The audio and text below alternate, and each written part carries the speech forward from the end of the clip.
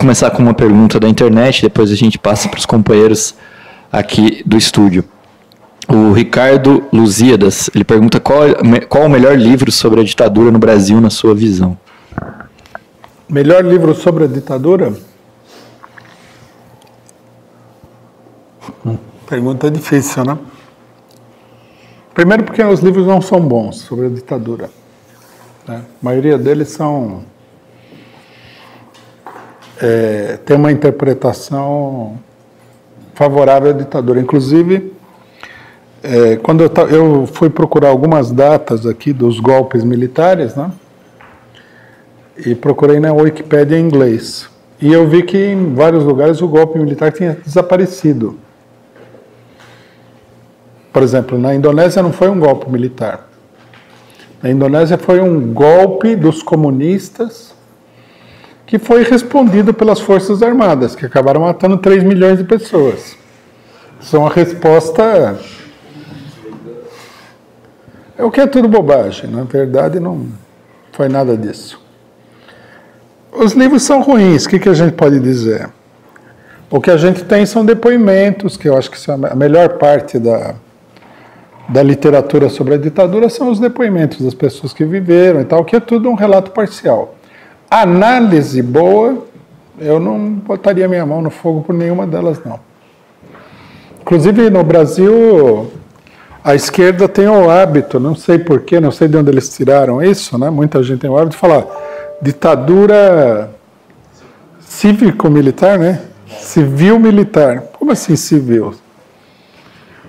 Não, essa expressão foi tirada do Uruguai, né? Porque no Uruguai eles mantiveram um presidente civil de fachada e os militares governavam. Era uma ditadura militar também, não tinha nada de civil, né? Mas no Brasil governavam os generais, então só teve general na presidência. Não, nem os militares num sentido amplo, não teve nenhum coronel, nada, só generalzão de 4 estrelas. Se você não tivesse 4 estrelas, você nem podia ser presidente, era só o alto comando do militar que governava. Mais especificamente, todos eram generais do exército, né? Agora, chamar isso aí de ditadura civil-militar é muita vontade de ocultar, né? Mais uma pergunta da Ana Nery Ferreira Machado. Minha pergunta é, o que está faltando para o Brasil iniciar um processo revolucionário comunista? A evolução da organização operária, né? Que é o que falta em todos os lugares. Precisa haver um desenvolvimento da organização operária. É um longo processo. Você vê que no Brasil, no final da ditadura, criou-se o PT, que é uma espécie de... uma espécie de partido operário, digamos assim. Não é bem um partido operário, mas ele faz às vezes né?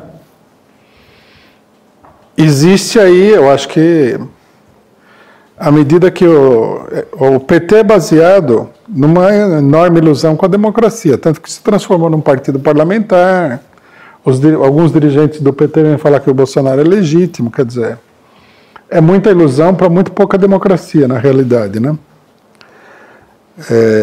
É preciso superar essa fantasia, né? Quer dizer, é preciso que se organize um partido que compreenda que o que se desenvolve no Brasil é uma intensa luta de classes e que não vai terminar com nenhuma democracia. Vai terminar ou com a vitória de um regime de tipo fascista, integral, até o presidente que nós temos já é um fascista, ele mesmo, ou vai terminar com a vitória da classe trabalhadora e o socialismo. Não tem... Democracia, ela se esgotou completamente. Próxima pergunta do Israel Fernandes Júnior. Uma nova guerra mundial é inevitável ou vamos reviver um período de guerra fria, entre aspas, com guerras regionais? Não, guerra regionais já está, né? Tem até de sobra já. Mas eu não diria que é a Guerra Fria. Eu diria que é a escalada dos conflitos entre os interesses econômicos,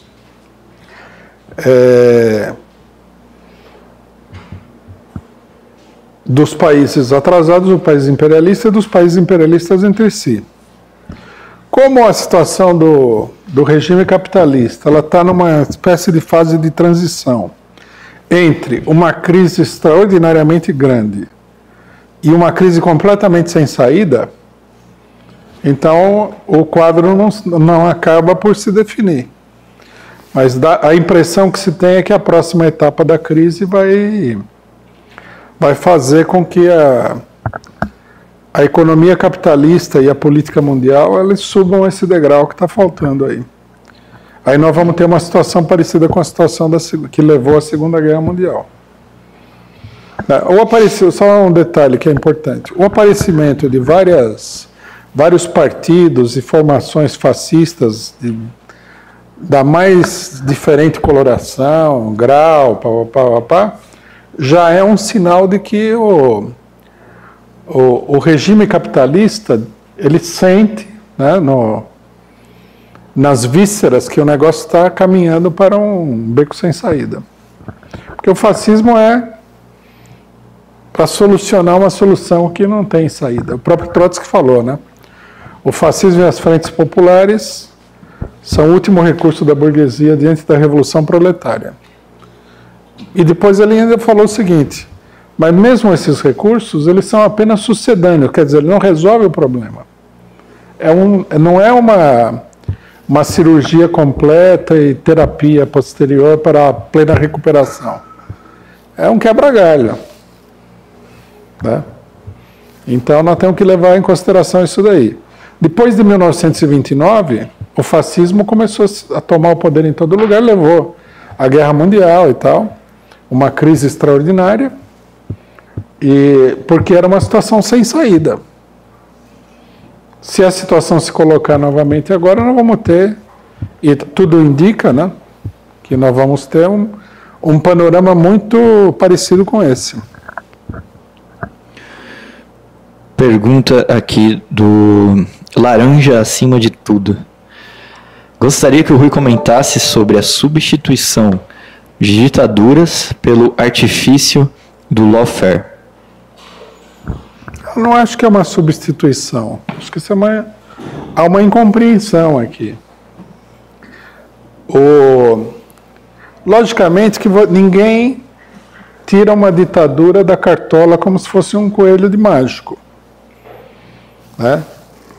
E o fascismo também não surge do dia para a noite. Tudo um processo onde as pessoas vão atuando e vão descobrindo empiricamente o potencial daquele processo. Esse negócio do chamado lawfare, que eu acho que é um termo meio sem sentido, quer dizer, a ditadura do judiciário é apenas um passo, uma etapa, uma fase na constituição de uma ditadura integral. Ninguém tira a ditadura do bolso inteiramente preparada. Ela vai se formando, né? Através da experiência.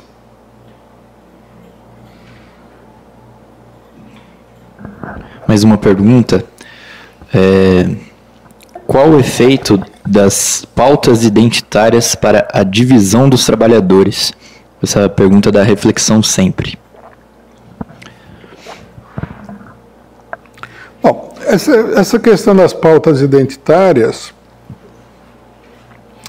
ela é evidentemente um enorme elemento de confusão dentro da esquerda, né? Nós temos que entender que essa questão da identidade aí, ela se opõe pelo vértice à luta de classes. Quer dizer, ou você atua como classe, ou você atua com identidade de grupo. Eu já vi, eu não sei se aqui talvez o debate seja um pouco complicado e eu precisaria explicar mais em outra hora, mas é assim.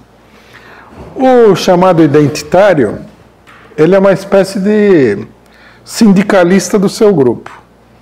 Sindicalista reformista e pelego, né? Então, por exemplo, o identitário feminista, ele defende a mulher. Que mulher? Por que motivo e tal? Ninguém sabe direito. Todas as mulheres. Também não é coerente nesse sentido a posição do pessoal.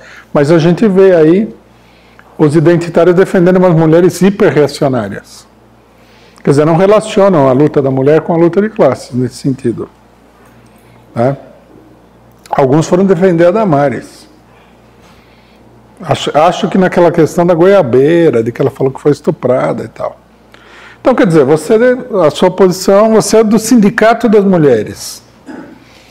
Mulher A, B, C ou D, você defende. Não tem nenhum problema de classe social, de luta política, nada. Atravessa, né? A pretensão dos identitários é que essas necessidades de determinados grupos atravessaria, né? Passaria por cima de outros determinantes políticos que são fundamentais, como a luta de classe. No final das contas, é uma política individualista, embora ela fale em nome de um grupo, porque é a defesa de um interesse quase pessoal. Né?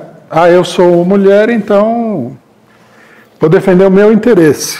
Não coloco a coisa do ponto de vista da sociedade. Logicamente que isso daí não só é uma fonte de confusão, como uma política reacionária. Se opõe à luta de classes. E a única solução para os problemas políticos e sociais é a luta de classes, é o desenvolvimento da luta da classe trabalhadora contra a burguesia e contra o imperialismo. Essas são as coordenadas fundamentais. Aí, eu já ouvi o argumento, né, queria aproveitar aqui para atacar esse argumento, de que quem defende a luta de classes também é um identitário, que se defende a identidade daquela classe. Não é verdade. Essa seria uma política aberrante. Nós defendemos um interesse geral da sociedade, não defendemos nenhum interesse particular. Justamente a posição do Marx é que a classe operária não tem interesses particulares a defender. Ele é a última expressão, né, de humanidade massacrada, sem direitos, quase que sem identidade. Né? Então, quer dizer, a revolução socialista, essa aí é uma grande incompreensão de muita gente, ela não é uma revolução para um segmento da sociedade. Ela é uma transformação para toda a humanidade. É um movimento libertador para todos os seres humanos. Só que acontece, né, que devido à peculiaridade da história humana, da organização humana, da economia humana, quem expressa de uma maneira mais acabada esse movimento libertário é a classe operária. Agora, nenhum marxista nunca sonhou de fazer um movimento que fosse assim exclusivamente proletário. O marxismo sempre apontou que o proletariado ele se coloca como chefe de toda a nação em luta pela sua liberdade, contra a exploração. Quer dizer, ele seria o chefe do campesinato naqueles países onde há campesinato, da classe média naqueles países onde há classe média, dos setores semiproletários e assim por diante. E ele apresentaria uma saída de uma sociedade caduca que está afundando para toda a sociedade. Quer dizer, é o oposto do identitário que procura a solução para o seu grupo. Inclusive, eu acho uma aberração muito grande você reduzir, por exemplo, as mulheres que são metade da humanidade a um grupo.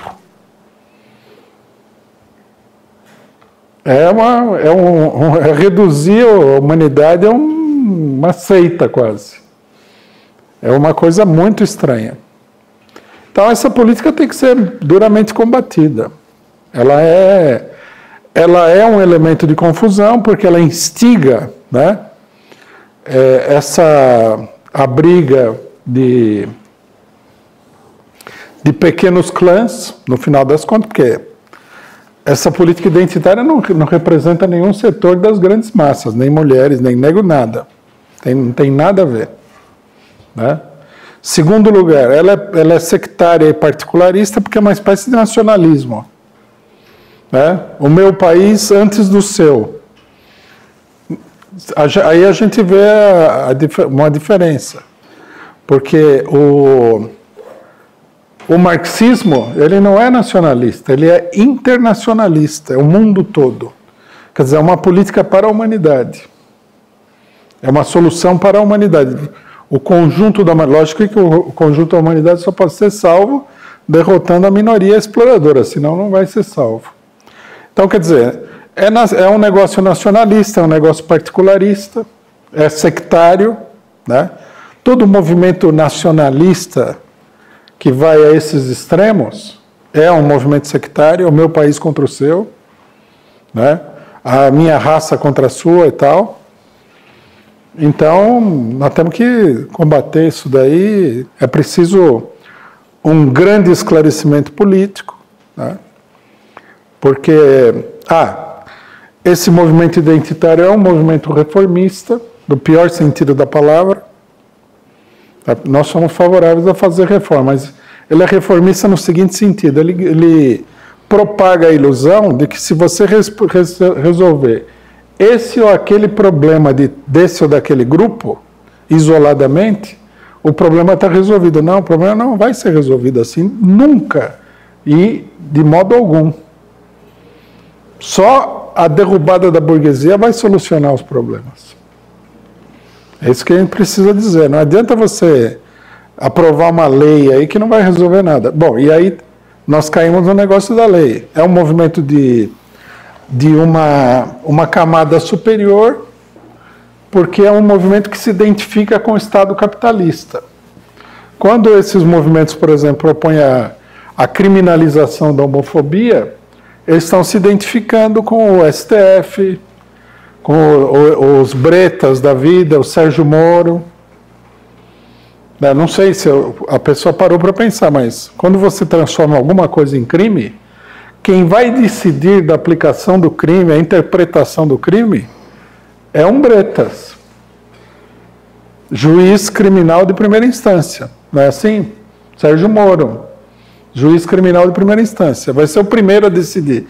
Depois você vai passar por todos os estágios da purgação, até você chegar no inferno, ao contrário do que diz a religião, que você chegaria no céu, né?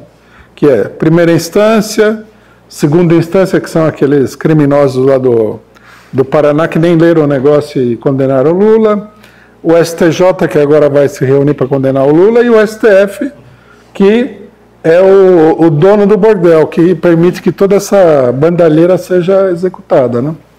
Então, quando você cria um crime, você dá na mão dessas 4 instâncias de pessoas altamente reacionárias, antipopulares e tudo, uma arma contra a maioria da população. A não ser que você acredite, né, que o STF, o STJ, a segunda e primeira instância, são verdadeiros representantes do povo, o Ministério Público Federal e tal. Agora, se a gente não consegue acreditar nisso, eu acho que no Brasil já ninguém acredita mais nisso daí, que eles são defensores do povo, então nós temos que entender que aprovar a criação de um crime é dar uma arma na mão dos verdadeiros criminosos, contra a maioria da população. Então, a identificação desses movimentos com o Estado capitalista, dominado em grande medida pelo imperialismo reacionário, criminoso e assassino, porque o Estado ele assassina sistematicamente uma boa parcela da população, mostra que é um movimento de setores que na realidade se identificam com a camada superior da sociedade, que é a burguesia. Não é um movimento dos oprimidos. Queria agradecer o superchat da Ângela Silva e do Wilton Santos. Ele pergunta qual seria a consequência da adoção do parlamentarismo no Brasil na atual conjuntura. Não sei se... A gente já passou por isso daí. Primeiro que o Brasil, durante todo o Império, foi parlamentarista.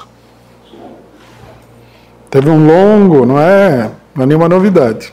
Era um regime totalmente dominado pelo setor mais reacionário que já existiu na sociedade brasileira, os latifundiários.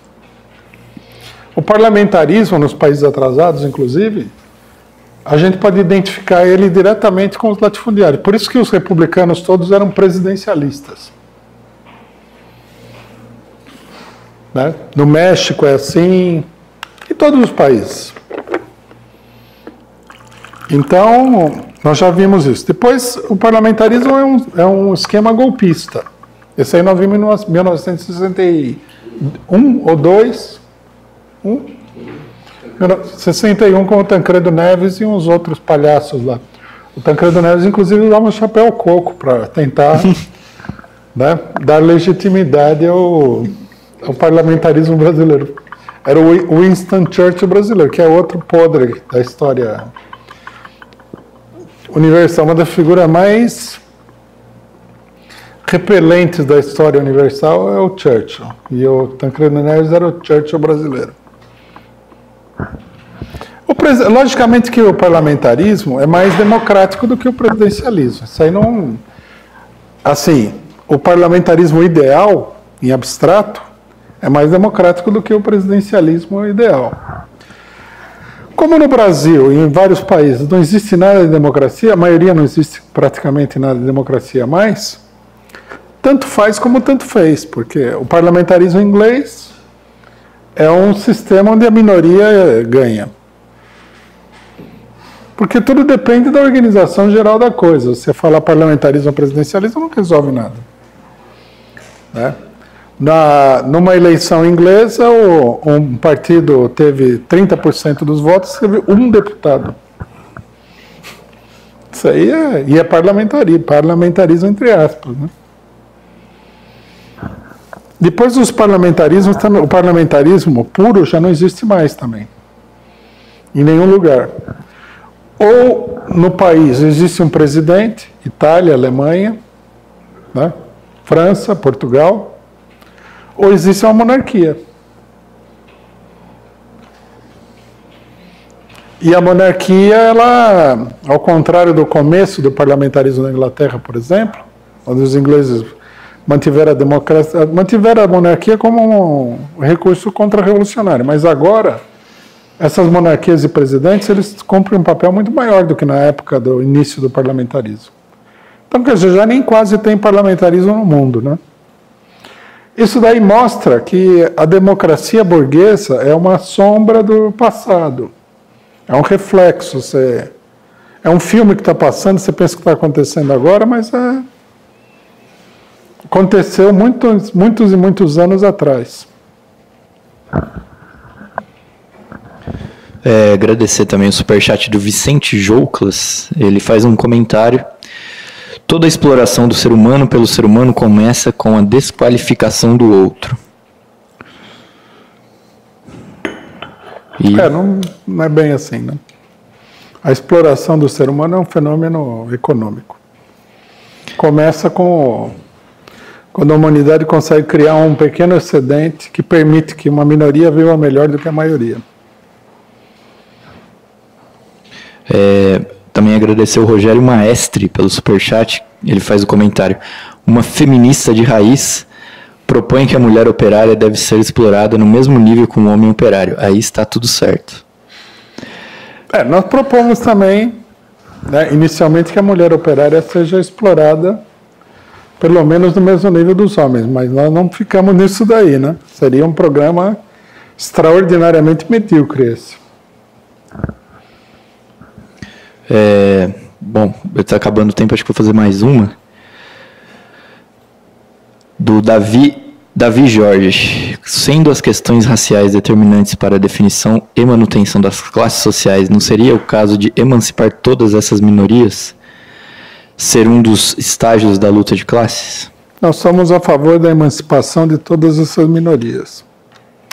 Só nós não acreditamos que um governo sob um regime da burguesia, ou seja, dos capitalistas, onde o objetivo fundamental é a extração da mais-valia, isso vai acontecer. Por isso que nós falamos, a luta do negro, só pode ser bem sucedida através da Revolução Proletária.